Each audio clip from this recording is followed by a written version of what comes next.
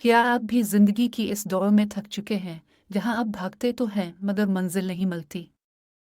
आज वो राज बेनकाब होने वाला है जो तारीख के ताकतवर हुक्मरानों ने छुपा कर रखा। बाब प्रॉक्टर कहते हैं कि हम सब एक ही लामहदूद ताकत के तहत सांस ले रहे हैं।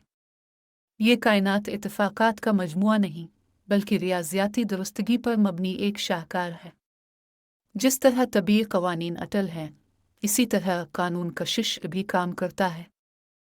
कानून कशिश का सादा उसूल ये है कि आप अपनी ज़िंदगी में हर वो चीज़ खींचते हैं जिसका तसव्वुर आपके जहन में मुस्तकिल रहता है। आपके जहन में बनने वाली तस्वीरें ही आपके हालात का मादी कालिब बुनती हैं। चार्ल्स हीनील ने इसे तख्लीक का अजीम तरीन कानून कहा था। ये राज कोई जदीद ईजाद नहीं बल्कि अज़ल से मौजूद है। 3000 कब्ल मसीह से लेकर तमाम बड़े मज़ाहिब और कदीम तहज़ीबों ने उसकी निशानदेही की है। बाबुल के लोग इसी राज के इदराक से अमीर तरीन कौम बने। सुकरात, न्यूटन, शेक्सपियर जैसे अजीम दिमाग भी इसके अमीन थे। दुनिया की 1% आबादी 96% दौलत कमाती है, ये इत्तेफाक नहीं। ये लोग अपनी जहनी तवानाई को सिर्फ कसरत पर मरकूज रखते हैं। उनके जहन में दौलत के सिवा किसी और चीज़ का वजूद ही नहीं होता।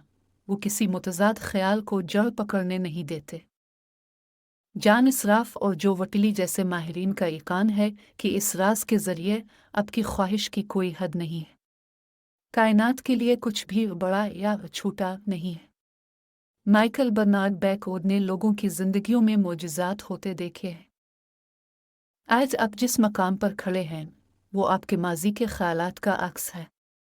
लेकिन याद रखिए, आपका माजी आपका मुस्तकबिल तय नहीं करता बल्कि आपकी आज की सोच आपकी आने वाली जिंदगी की मेमार है।